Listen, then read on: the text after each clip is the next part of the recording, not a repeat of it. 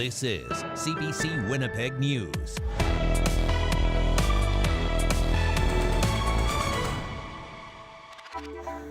From jazz and blues to punk and hip-hop, a piece of Manitoba's musical history. The hotel where Charlie Chaplin stayed in 1913 went up in flames today. Fire has consumed the Windsor Hotel in downtown Winnipeg. Good evening. Thank you for joining us. Crews have been battling that fire at the iconic hotel since before noon today. CBC's Cameron McLean was on the scene, and he brings us the latest. The fire at the Windsor Hotel burned for hours. Crews arrived shortly before 11 this morning. They tried to douse the stubborn flames as smoke billowed across downtown. So please, if we can ask you guys to move to a place of safety. Charles Odom works nearby and watched as the building's south wall collapsed. I just saw it cave in because the fire was so strong, and I just saw it falling on some of the cars. Firefighters ordered a demolition crew in to tear down the rest of the building. Platoon Chief Brent Cheater said firefighters went to the nearby Beacon Hill nursing home to check on residents. So we've got a lot of elderly patients with compromised immune systems, breathing problems. Currently we have 3 patients there that we're attending to. The smoke is so thick, it burns the lungs and stings the eyes, and the plume of smoke can be seen for blocks across downtown. The smell is so strong, it can be smelled as far away as City Hall. It's getting a little thick in here. A meeting of the Property and Development Committee was cut short.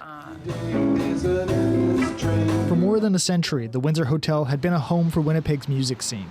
But it had deteriorated in recent years and was sold in a tax sale earlier this year. It's sad to see it go, but I mean, this was bound to happen. Health inspectors had ordered the hotel shut down in March due to safety concerns. The building was boarded up and declared vacant. Firefighters blocked off streets and expected to be on scene for hours. No injuries have been reported. Cameron McLean, CBC News, Winnipeg. And now to another shocking scene. A school bus collided with a gravel truck this morning and ended up in a nearby ditch. The CBC's Stephanie Cram brings us more. The driver of this bus was airlifted to hospital this morning. Health officials say 3 additional patients were rushed to the Health Sciences Centre. A school bus collided with a gravel truck southwest of Warren. The school bus was pulling off Road 5 west onto Highway 227. RCMP say the crash likely caused many families in the area to be on edge. I imagine people's anxiety shot up rather quickly, and so you try and get that information out there quickly as to, we're very fortunate it's not as severe as it could have been. About 20 students were on the Interlake School Division bus. People in the area say the bus picked up kids en route to Warren Elementary School and Warren Collegiate. The bus crashed into the ditch. The gravel truck lost a tire, seen parked a short distance down the road. A resident from Warren said they heard the crash, saying it felt like a mini earthquake. My dogs were going nuts, and I was like panicked because I'm worried about, thought it was my niece's bus. I was probably a mile and a half away, and I felt the ground rumble. That's how hard they hit. It's 100 kilometers an hour there, so. Health officials say 2 patients are in hospital, both in stable condition. Stephanie Cram, CBC News, Winnipeg. This is a question we don't know the answer to. Will Heather Stephenson's decision not to search the Prairie Green landfill for the remains of 2 Indigenous murder victims have an impact when voters head to the polls? This issue might not be political for some, but as the CBC's Alana Cole explains, it is visible as Election Day inches closer. There have been blockades, pleas from First Nations leaders and family members to search the Prairie Green landfill for the remains of Morgan Harris and Mercedes Myron. The fact that people think that it's okay to leave my sister in a landfill is horrible for me, and it breaks my heart every day. When Progressive Conservative leader Heather Stephenson visited northern Manitoba last week, she posted this picture from the school in St. Teresa Point First Nation. Vice Principal Roy Mason says the display of red from the students behind her sends a message. When we learned about that the Premier was going to visit, we immediately wanted to show our support to have the landfill searched. Tanya Dawn McDougall stood outside the community band office, a red handprint on her face. Quite honestly, I didn't want a politician coming into my community thinking that we're totally oblivious to her stance on the issue. With her, Albert Shingoose. He knows the pain of a loved one being gone. His daughter has been missing for more than a year. He spoke with the party leader and the PC candidate for the area, Michael Birch. For sure, it's Landfill. I said that loud and clear for her and her partner to hear me. Stephenson says she visited the north to listen, but her decision on the landfill search remains the same. Her government won't support it. These are difficult decisions. That makes it that, they're difficult decisions, but they need to be made on behalf of all Manitobans, and so our position remains the same. We asked other party leaders what they'll do. The Manitoba Liberals say they'll conduct a search with an initial commitment of $42 million. It's estimated it could cost up to $184 million. It's about the families of the people who were lost. They need to trust that Manitoba will deliver justice for Indigenous people equally. Well, we'll work with the families to have a good faith effort. We definitely need to try. Political scientist Paul Thomas says there's never a single ballot question, that people cast votes for thousands of different reasons, but says there's no doubt some will be looking for which party best represents their feelings on a search. I think this is an issue that affects all of us, of course. Frank Deere supports a search. He's Associate Dean of Indigenous Education and professor at the University of Manitoba. In a recent article, he wrote about the moral argument for why a government should search. They'll never get their loved ones back, but if we can address their trauma now, and in doing that, better the relations between Indigenous and non-Indigenous people, especially Indigenous people, and in this case the provincial government, that would be a good journey for us to be on. Deere says it's an election issue for him. He can't speak for others. Alana Cole, CBC News, Winnipeg.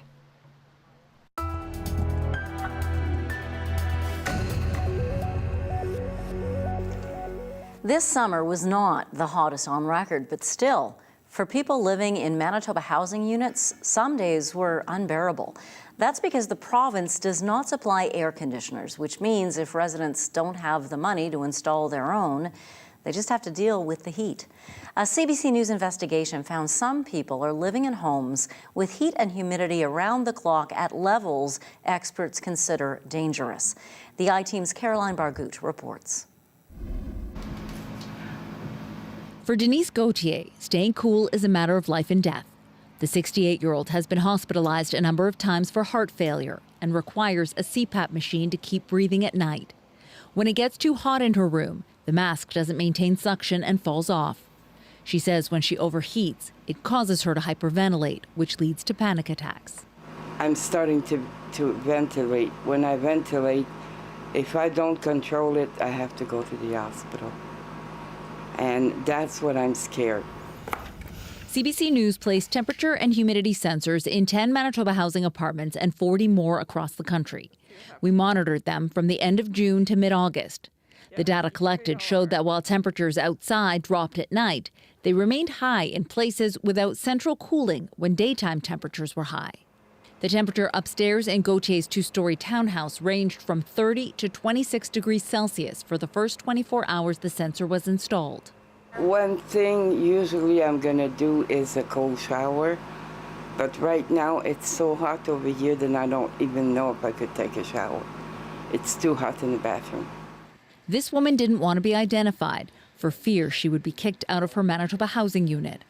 According to the data we collected from the sensor, her apartment got as hot as 32 degrees Celsius, and for 44 out of 59 days, the temperature didn't drop below 26 degrees. We have to keep the blinds down because of the heat. Experts say it's not healthy to live in homes warmer than 26 degrees Celsius for extended periods of time, especially for the elderly and people with health conditions who may not be able to sense the heat in the same way.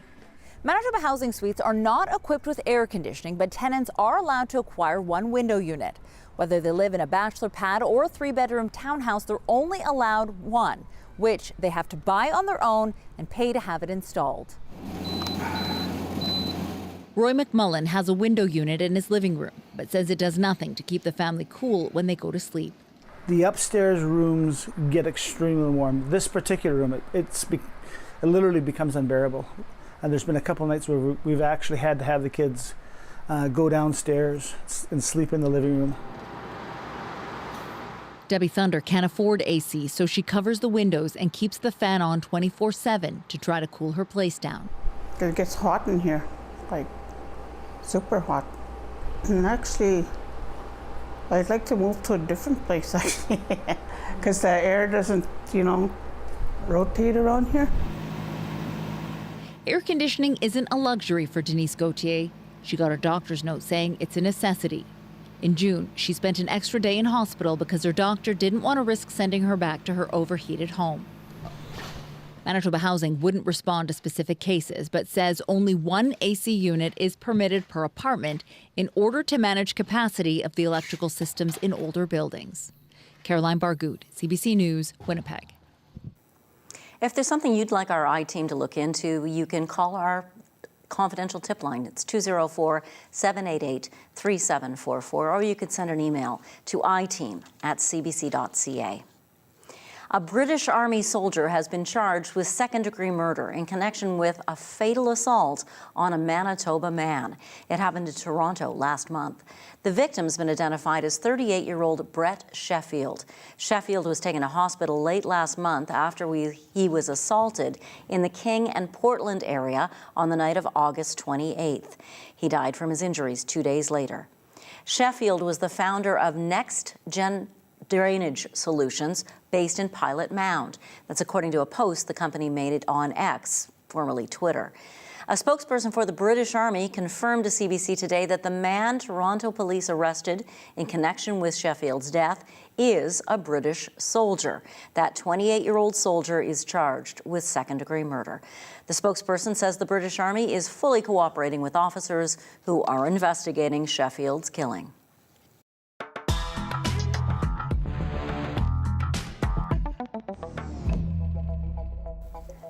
We have heard all sorts of tax cuts from Manitoba Progressive Conservatives, but there is one thing the party is promising more of this election. As CBC's Bartley Kivas reports, that commodity is you. Heather Stephenson announced a way to grow Manitoba's economy this week. She wants to create more Manitobans. We have a vision, Vision 2030, to take Manitoba to 2 million people in our province, 2 million people strong, and make Manitoba a have province. And I can tell you that together with each and every one of you in our business community, we will make that happen. Right now, Manitoba has just over 1.4 million people.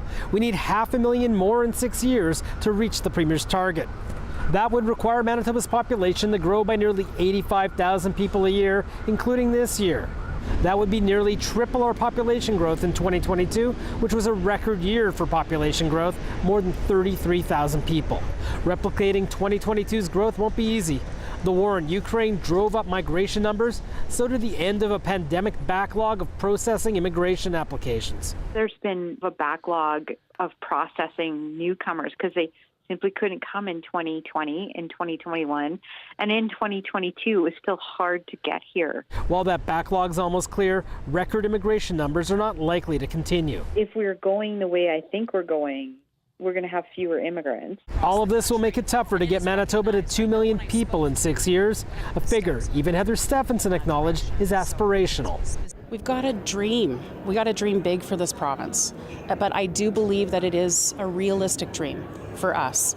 And we need to set those goals and those targets to show that we're serious about growing our economy here. We asked the leader of the opposition about Stephenson's population plan. NDP leader Wab Kinew said he's not a demographer. Bartley Kivas, CBC News, Winnipeg. Green thumbs could save a bit more money at the Garden Centre if the Progressive Conservatives are re-elected this fall. The Tories say they would take the PST off the sale of trees, shrubs, houseplants, flower plants, seeds and bulbs. This would cost $450,000 in lost revenue. Fruit and vegetable plants are already exempt from the PST. Seine River PC candidate Janice Morley-Lecomte made that announcement today outside a home in West Winnipeg. This will encourage more Manitobans to visit their local landscape or garden centre and make the cost of gardening and community greening a bit more affordable. Where is Heather? The PC's had some unwanted visitors to this announcement today. Around 10 striking public sector workers chanted, "Where is Heather?" PC leader Heather Stephenson was not at that announcement. The New Democrats are pledging money toward improving cardiac care at Winnipeg's St. Boniface Hospital. NDP leader Wamp Canoe says if his party is elected, it will spend $5 million to hire more perfusionists, and that's per year. Perfusionists are the ones who operate heart and lung bypass machines during open heart surgery. Canoe says there are too many staff vacancies that hospitals can't fill. If we want more Manitobans to help us deal with the staffing crisis by joining the front lines in our healthcare system, we have to build centers of excellence that will act as magnets, that will draw people into the healthcare system. Canoe said the $5 million would also go toward more cardiac research. Almost all of the NDP's promises in this election have involved healthcare. And a quick clarification, I'm not sure if I said the right number. The promise the Tories made to take the PST off trees and shrubs and houseplants would cost us $750,000 in lost revenue. Two party leaders and two MLA hopefuls faced off in a debate last night about poverty, hunger, and homelessness. They were asked if their party would raise the basic needs budget of employment insurance to the poverty line. Representatives from the PCs and the NDP both said no, but Liberal leader Doug Lamont said yes. He criticized both the PCs and the NDP for not addressing the housing needs of low-income Manitobans in the past and now. The one thing I do have to say that both the PCs and the NDP sold off social housing. They both sold off, and there have been billions and billions of dollars, at least $1 billion in maintenance because Manitoba Housing is one of the worst landlords in the province.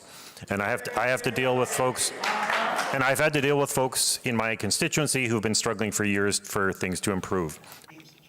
The debate was also attended by Green Party leader Janine Gibson, as well as PC candidate Rick Shawn and NDP candidate Nahani Fontaine.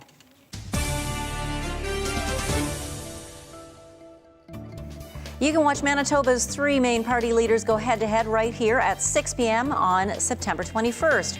We're teaming up with other broadcasters to bring you an hour-long commercial-free provincial leaders debate. It will be moderated by Mary Agnes Welch from Probe Research with questions by a panel of journalists. We'll also bring you live analysis immediately after the debate at 7 p.m. You can watch that on our website and also on our CBC Manitoba YouTube channel. In rural parts of Manitoba, guns are a tool for many farmers and hunters. In Verdon, there's also an active sports shooting community. But recently introduced federal gun control legislation has some people concerned about the impact that will have on competitive shooters.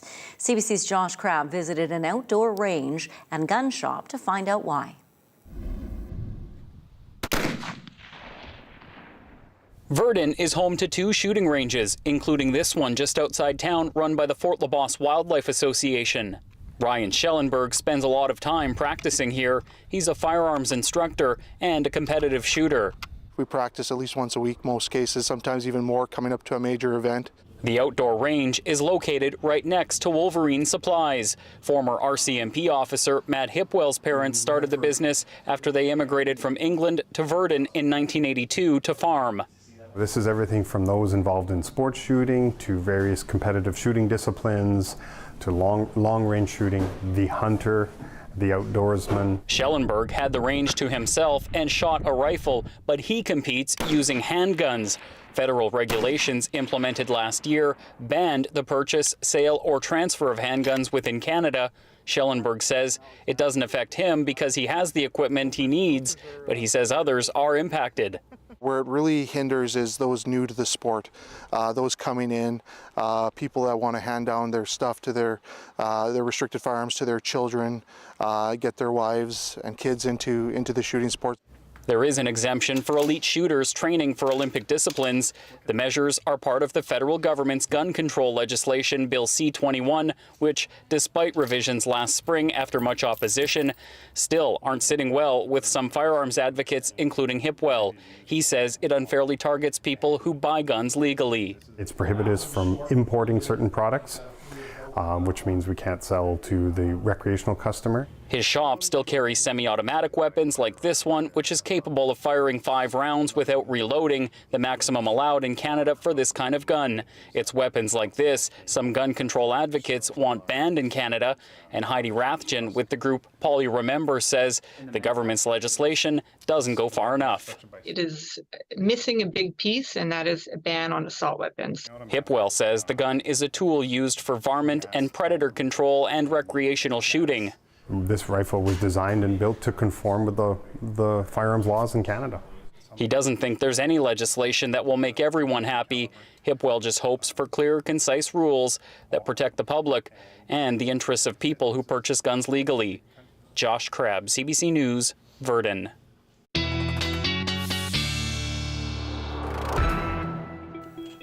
Meteorologist John Sauter joins us now. There is very little in the sky right now in terms of cloud. What a blue, beautiful day. Yeah, there is a bit of a change on the way, though. We've got a couple of days where we're going to see some showers kind of bouncing in and out of the province and even some accumulating rain across the north. But for now, enjoy the sunshine. And temperatures like this, forecast high 20. We beat that by about 0.9 today, so 21 degrees. Winds earlier were gusting to about 45 kilometers per hour. We've lost the gust factor, and winds will continue to quiet down as we head through the evening hours, currently west at 26. Here's a look at satellite and radar. Not really a cloud in the sky in this part of the province, although it is approaching, and it is just to the west of us. And so is the rain. You can see it in southern Saskatchewan and areas like Swan River and out through the Riding Mountain area. No lightning with this. These are just very light showers that have been kind of lingering in that Winnipeg-Osis area through the day today. But there's a lot more moisture with this system as we move into tomorrow. Let's have a look. As we go through the night tonight, we see increasing cloud, even some showers from Brandon, Verdun up into the Riding Mountain area, Dauphin, Swan River, and showers starting up across the north. And in the far north tonight alone into tomorrow morning, maybe 5 to 10 millimeters for the Lynn Lake area.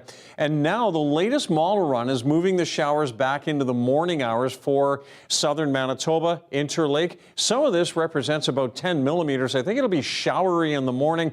Some sunny breaks in the afternoon, maybe even some sunshine, but also a chance of some showers, especially east of the Red River Valley. And late on Thursday is when the rain on the north side of the low really gets going. Thompson and down into the Norway House area, more like 10 to 20 more millimeters Thursday night into Friday.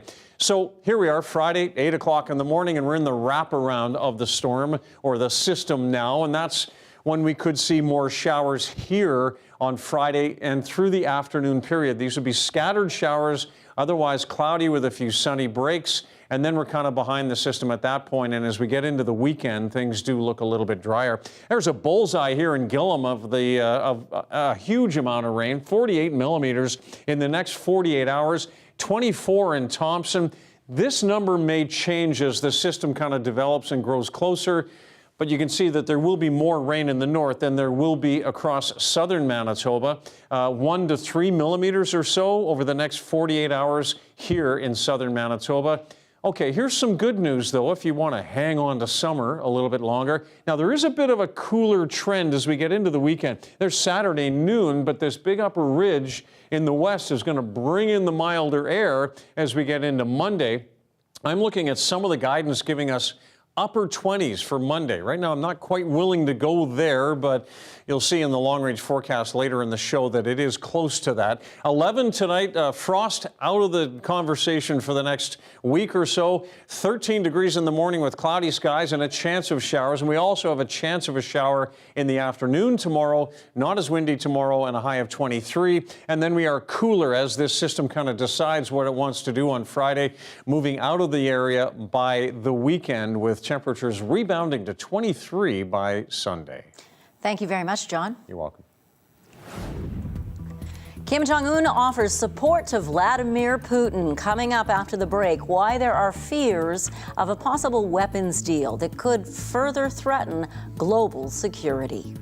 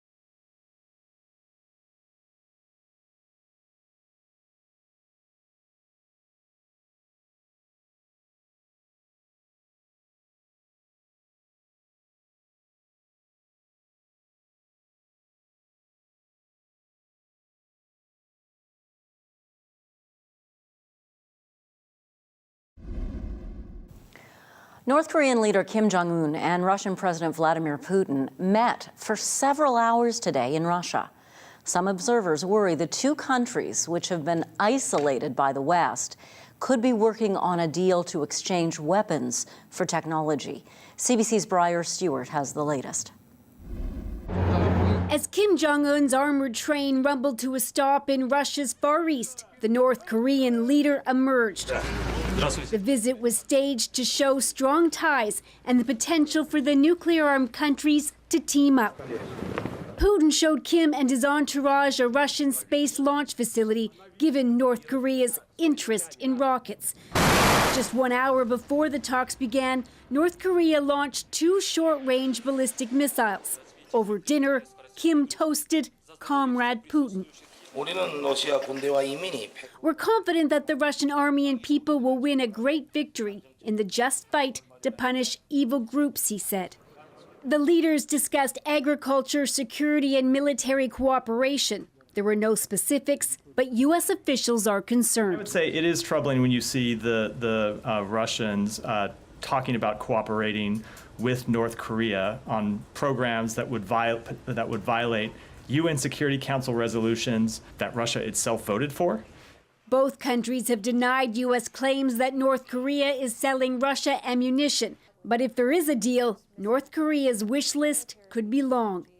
North Korea is a heavily sanctioned country. So outside of that, they might be interested in simpler things like food or hard cash. And then there are the optics of the visit. Experts say it's a chance for Putin to show that some leaders still want to meet with him.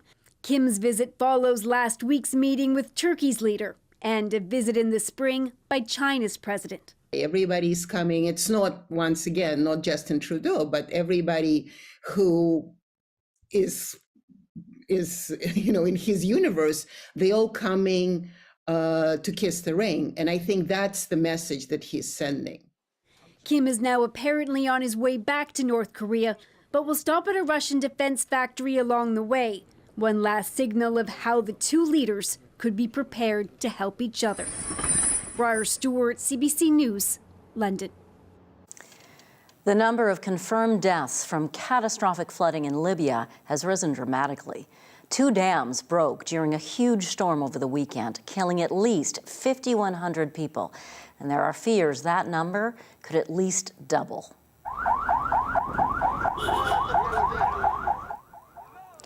Search and rescue teams are still finding victims in streets, buildings, and along the country's eastern coast. As many as 10,000 people remain unaccounted for. Calls for help by the international community are being answered. Several countries have sent help, including Qatar, Turkey, and Italy.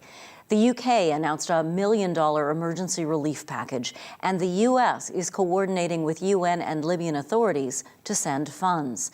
Canada is monitoring the situation in Libya through US and UK counterparts. At least 2,900 people are confirmed dead and 5,500 injured after Morocco's devastating earthquake last Friday. The government has accepted help from some countries, but it's under growing pressure to accept more.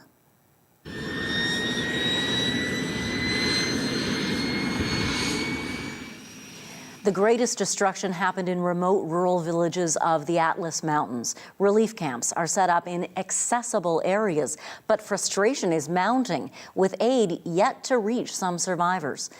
Morocco has limited aid into the country and accepted response crews from only 4 countries. Canada has announced it will match donations made to the Canadian Red Cross for Moroccan earthquake relief efforts up to $3 million. A report out today says Canada isn't building homes fast enough. In fact, we're millions of units behind. We'll tell you about the new report from Canada's Federal Housing Agency after the break.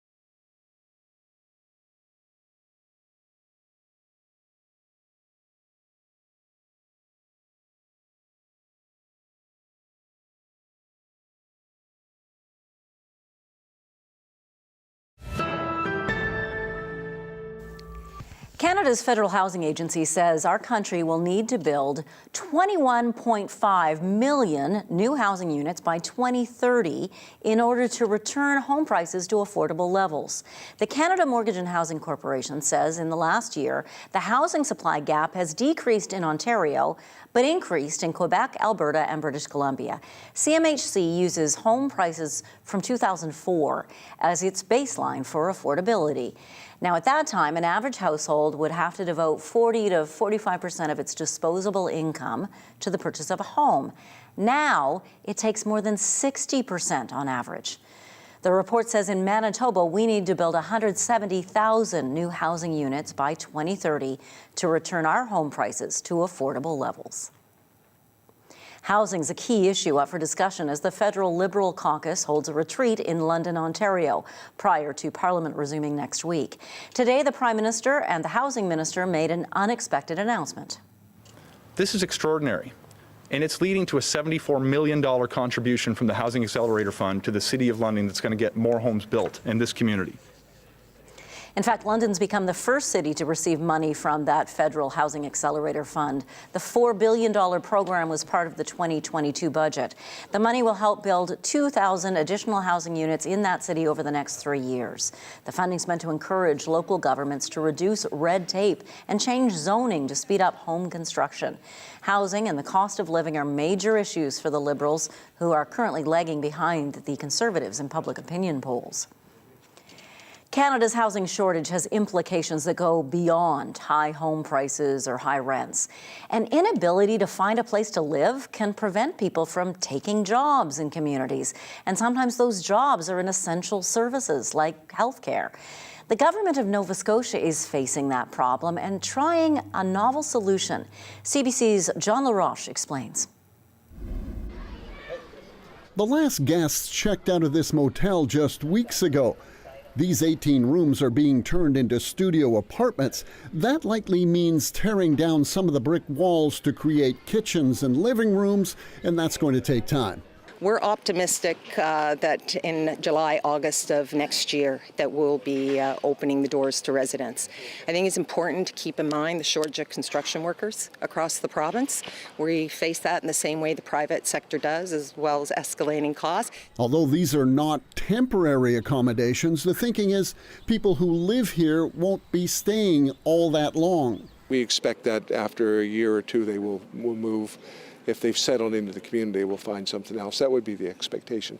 The plan is to install 6 modular townhouses on the land behind the hotel. All told, this is an almost $5 million project. All of it designed primarily to house staff at the nearby hospital or the care home on the other side of town.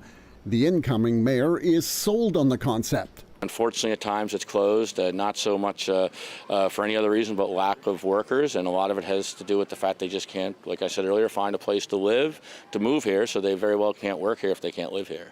Rents will be scaled to income, so those making more will pay more, and if there's room for non-healthcare workers, they'll have a shot at living here too. We certainly will not leave a unit vacant in the current housing shortage here in Lunenburg or anywhere else in the province. Bishop says similar announcements are coming soon in other communities. Jean Laroche, CBC News, Lunenburg.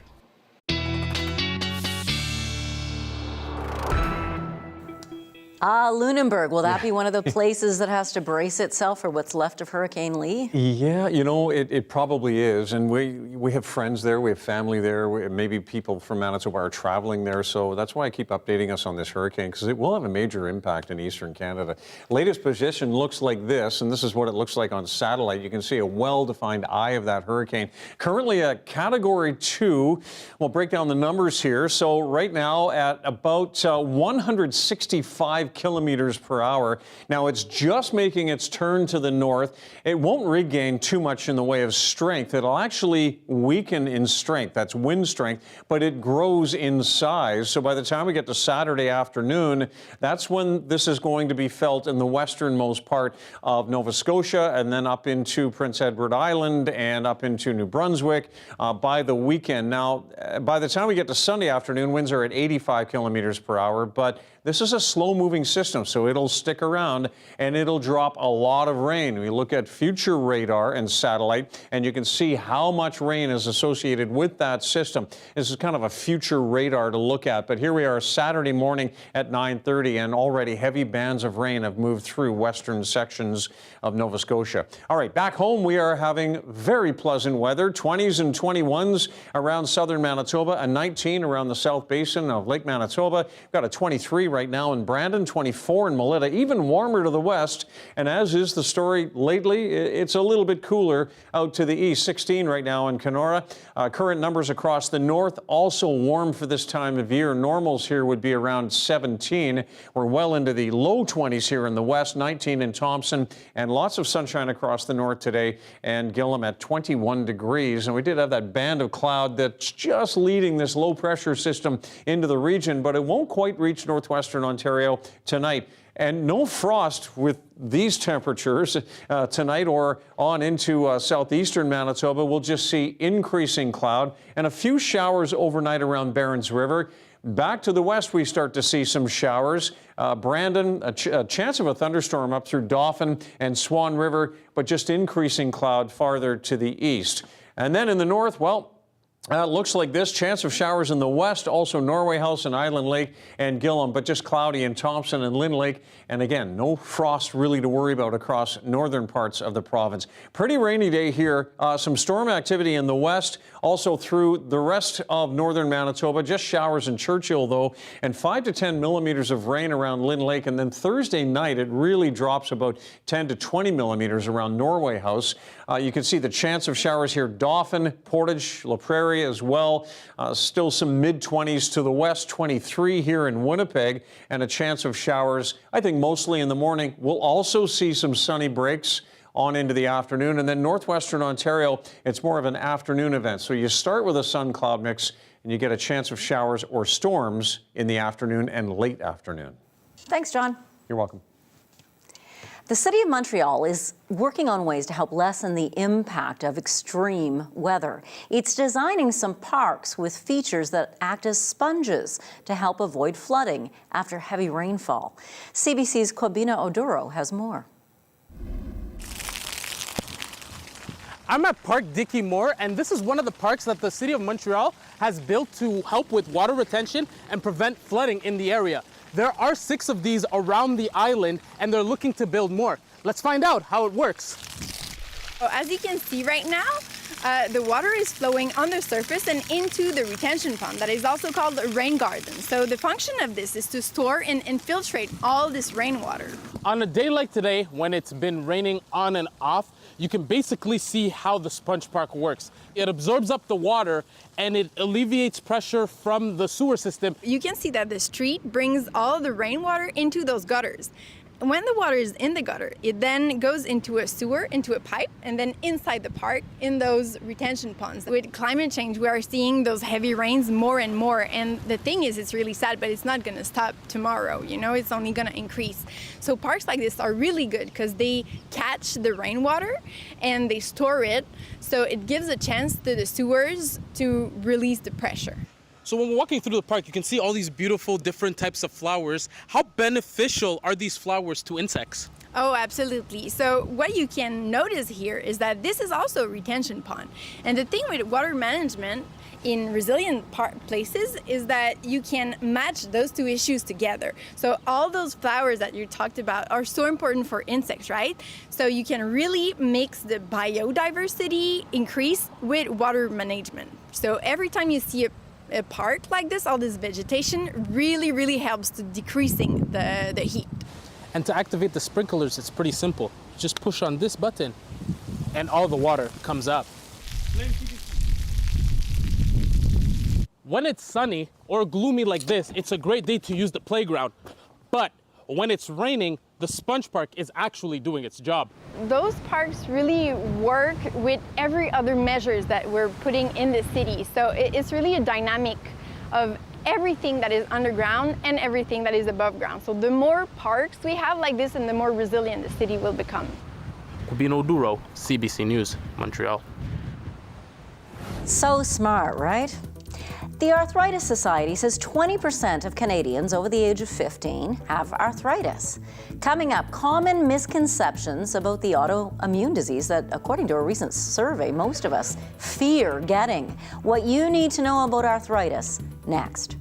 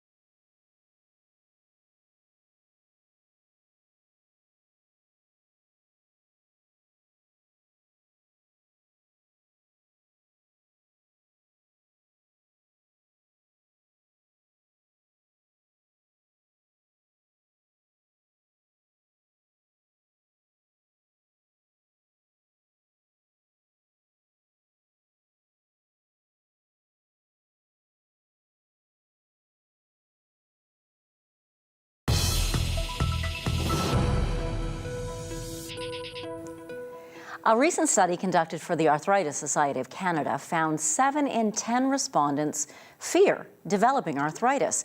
But how much do we really know about what it is? I spoke with the Society's president and CEO earlier in this week, and I asked her what our biggest misconception is about arthritis. I think the main one is that people think it is an older person's disease, that it's inevitable, that I hear that it's wear and tear, which it's not. And with arthritis, it is definitely not an older person's disease. Most of the people with arthritis are under the age of 65. And in fact, osteoarthritis, the most common form, a third of those folks are under 45, which affects their career, it affects their work, it affects their family, it affects so many aspects of their life. And you say it's not wear and tear, which people believe it is. What is arthritis? Well, this is another thing that is not well understood. In our survey, virtually no one could identify that there are over 100 different types of arthritis. So these include things like lupus, ankylosing spondylitis, rheumatoid arthritis. There's such a long list. So it's a very complex disease. And I think that that's the aspect, especially with the inflammatory arthritis types. People don't even realize that it can affect children, young toddlers, teenagers, young people, and that it's an autoimmune disease. It's quite serious. People, you want them diagnosed as quickly as possible in order to get the right medication to them as fast as possible in order to slow the progression of the disease. Osteoarthritis, we have no treatment to reduce the progression. It simply progresses. There are some things that we can do, things like exercise, eating right, keeping our weight where it needs to be. But that's another area where we need more science. We need more research. We have so many questions and not enough answers. And you say early diagnosis helps, obviously offers us a range of treatments that we could start early in the progression of the disease. How do you go about getting a diagnosis? Yeah, well, it can be really difficult. I have a young person in their 40s who has had lower back pain for quite a long time, but lower back pain can be almost anything. And so it sort of takes a long time to work with your physician and then get the right tests, possibly get to a rheumatologist in order to get a diagnosis. And for her, it was a diagnosis of ankylosing spondylitis, which tends to affect younger people.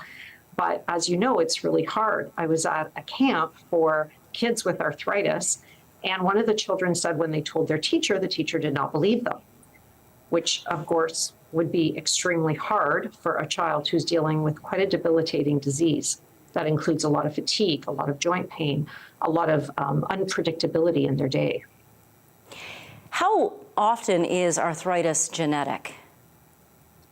That's another area that we need a lot more research. We know that some of those over 100 types can have a genetic predisposition, but we don't have that conclusive evidence of which ones and how to test for that and how to kind of get an understanding of it in advance. So in this month of September, what's your big message for Canadians? Yeah, we just want to break all these myths about arthritis and really tell people it's a really serious disease. For people who have it, they will say it's debilitating. It changes their whole life. They live with it for their entire life. There is no cure. So we're trying to shine a spotlight on the faces of arthritis because it is of all ages. It is diverse. It is everyone and anyone. And so we really want to tell the story right from the people who are living with the disease and put a spotlight on that and let people know that we're here to help. Arthritis Society of Canada has a wealth of resources and things that you can do, you can participate in. We have a helpline. We have all kinds of things that we want people to be aware of so that they can educate themselves and really live with this disease in the best way possible. Trish Barbado, thank you for your time today. You're welcome. Thank you. Your 7-day forecast and daily lift are still to come when CBC Winnipeg News continues.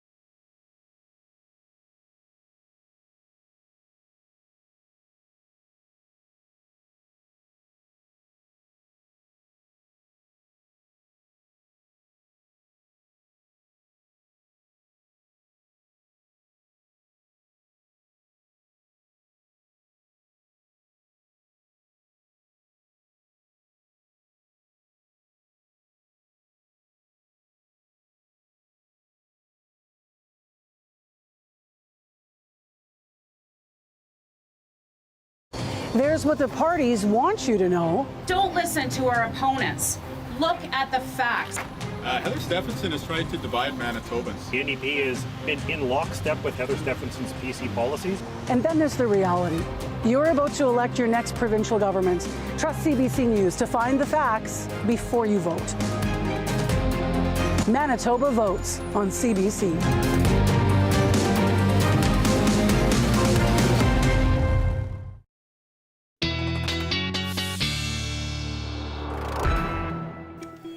Another fairly mild day tomorrow, but the next couple of days we've got some showers in and out of the region. Also a little bit of sun on both of those days and a little bit cooler the next couple of days. But look at the warm up into next week. 23 Sunday, 26 on Monday at least, 25 on Tuesday, and then back into some rain by Wednesday next week. A Brazilian man is singing Cock-a-Doodle-Doo. Yes, Apparently. all the way to the bank. Here's your Daily Lift.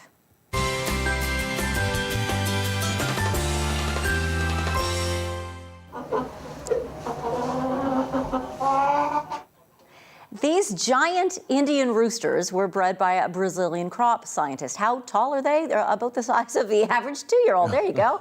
Now, as a hobby, this crop scientist bred these birds, see if he can make them bigger and meatier. They're quite big now. They're also really popular, so he sells them as ornamental hobby pets. Ooh. And also for meat. Really? There are currently 300 birds on his property, proudly strutting their stuff around Brazil with their big, long, meaty legs. Yes. I wonder if the roosters know what's coming. Run, roosters! Run for your lives. Roosters! Hopefully they're pets, right? Yeah. Pets, beautiful. Yeah. Pets. Thanks for being with us tonight. Have a good night. See you tomorrow.